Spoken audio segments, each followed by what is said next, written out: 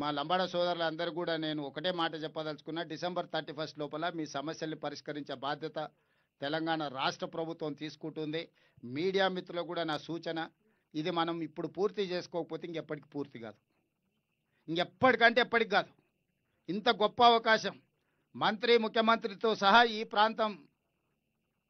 ప్రాంతంలోనే పుట్టి పెరిగిన వాళ్ళు ఉన్నప్పుడు కాకపోతే ఇంకా దీన్ని ఎవ్వరు చెయ్యరు.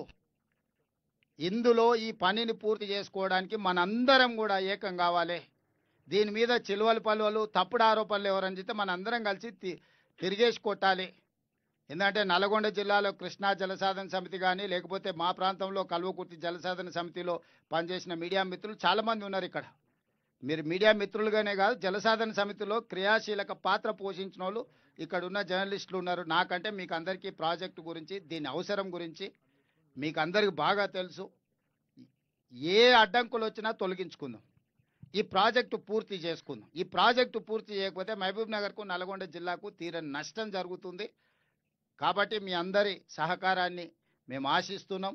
మనందరం కలిసికట్టుగా ఈ యొక్క అడ్వాన్స్ టెక్నాలజీతో, ఎందుకంటే ఇది ఆర్మీలో వాడే టెక్నాలజీని బార్డర్లో దేశ భద్రత కోసం పనిచేస్తున్న సైనికులను పిలుచుకొని, నిపుణులను పిలుచుకొని, వాళ్ళని డెప్యుటేషన్ మీద తెచ్చుకొని, ఉత్తమ్ కుమార్ రెడ్డి గారు చాలా ప్రయాసాలు కోర్చి వారికి ఉన్న మొత్తం పరిచయాలన్నిటిని కూడా ఉపయోగించి ఈరోజు ఈ సమస్యను ఒక కొలిక్కి తీసుకొచ్చిండు. ఇవాళ ఈ సమస్యను పరిష్కరించాల్సిన బాధ్యత ముఖ్యమంత్రిగా నా మీద ఉన్నది. ఎలాంటి అనుమతులు కావాలన్నా దీనికి అవసరమైన నిధులను అన్నిటిని కూడా గ్రీన్ ఛానల్లో ఇస్తానని నేను చెప్పిన, తప్పకుండా ఈ ప్రాజెక్టును పూర్తి చేయడానికి అన్ని రకాలుగా మా సహకారం ఉంటుంది.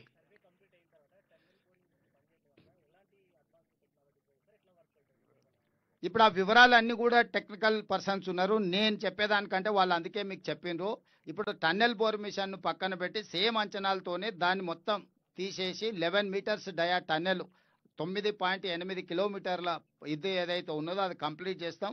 సర్వే రిపోర్ట్స్ వచ్చి మేజర్గా ఈ సర్వే ఏంటంటే ఏరియల్ నుంచి సర్వే చేస్తే 800 నుంచి 1000 మీటర్ల వరకు భూమిలో ఏమేమి ఉన్నాయి, రాళ్ళు ఎక్కడున్నాయి, మట్టి ఎక్కడుంది, నీళ్ళు ఎక్కడుంది, ఏమైనా ఖనిజ సంపద ఉన్నదా ఏందనేది మొత్తం డీటెయిల్ ఇస్తుంది. ఇప్పుడు మనకేందంటే ఎక్కడ ఏముంది, ఎక్కడ లూజ్ సాయిల్ ఉంది. ఇప్పుడు మన ప్రమాదం జరగడానికి కారణం ఏంది, ఒక దగ్గర కంప్లీట్గా లూజ్ ఉండి నీళ్ళు ఉండి బురద ఉండడం వల్ల మనం బోర్ చేయంగానే ఈ కింద మట్టి తీయంగానే మొత్తం కూలిపోయింది. దాంతో టన్నెల్ బోర్ మిషన్ పాడవడం కాబట్టి 8 ప్రాణాలు పోయినాయి. ఇప్పుడు ఎవ్రీ 2.5 మీటర్స్లో ఏమేమి ఉన్నదో కంప్లీట్గా ఇది డేటా ఇస్తుంది. ఈ ఎనాలిసిస్ చేసుకొని ఆ పరిస్థితులను బట్టి టన్నెల్ దొవ్వేటప్పుడు తీసుకోవాల్సిన జాగ్రత్తలన్నీ తీసుకుంటారు. అందుకోసమే ఇప్పుడు ఇది సర్వే చేస్తున్నాం.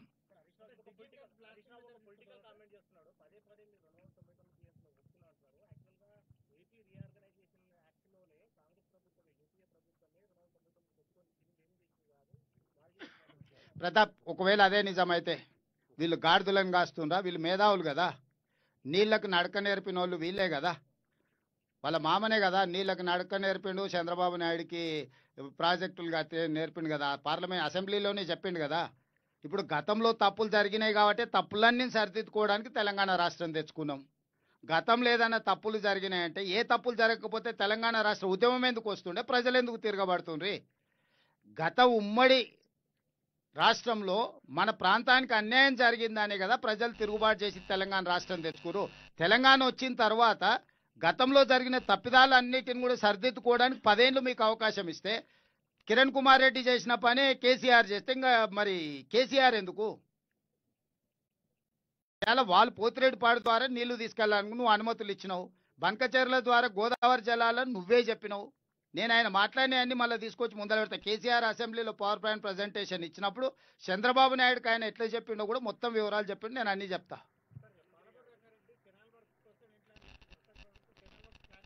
ఇప్పుడు ప్రాజెక్టు దీన్ని లిఫ్టులు వీటిని చేసిన తర్వాత కెనాల్స్ మీదకి వస్తాం. బడ్జెట్ కన్స్ట్రెయిన్స్ ఈరోజు ఆర్థికంగా చాలా ఇబ్బందికరమైన పరిస్థితి ఉంది. టెండర్లు పిలిచి కాంట్రాక్టర్లకు ఇచ్చిన తర్వాత నిధులు విడుదల చేయకపోతే అంచనాలు పెరుగుకుంటా పోతాయి. సో ఉన్న నిధులను బట్టి ప్రాధాన్యత క్రమంలో పనులు పూర్తి చేస్తున్నాం. హెడ్ వర్క్స్ కట్టకుండా నువ్వు కెనాల్స్ తవ్వితే 10 ఏళ్ళు నీళ్లు రాకపోతే మళ్ళీ 5 ఏళ్ళకి ఆ కెనాల్స్ అని కూడిపోతాయి. కరెక్టే, ఇంకేం చేస్తాం, ఇప్పుడు జరిగిపోయినా తప్పు. ఇప్పుడన్నా కొంచెం మేల్కొని జాగ్రత్తగా చేద్దాం అనేది. ల్యాండ్ ఎక్వేషన్ చేసినా కట్టడానికి డబ్బు లేకపోతే మళ్ళీ అది ఇంకొక సమస్య అవుతుంది. వీటన్నిటి మీద మళ్ళీ ఒకసారి జిల్లా ప్రాజెక్టుల మీద మళ్ళీ ఒకసారి మహబూబ్ నగర్కి వచ్చి కూర్చొని అన్ని విషయాలు మాట్లాడతా.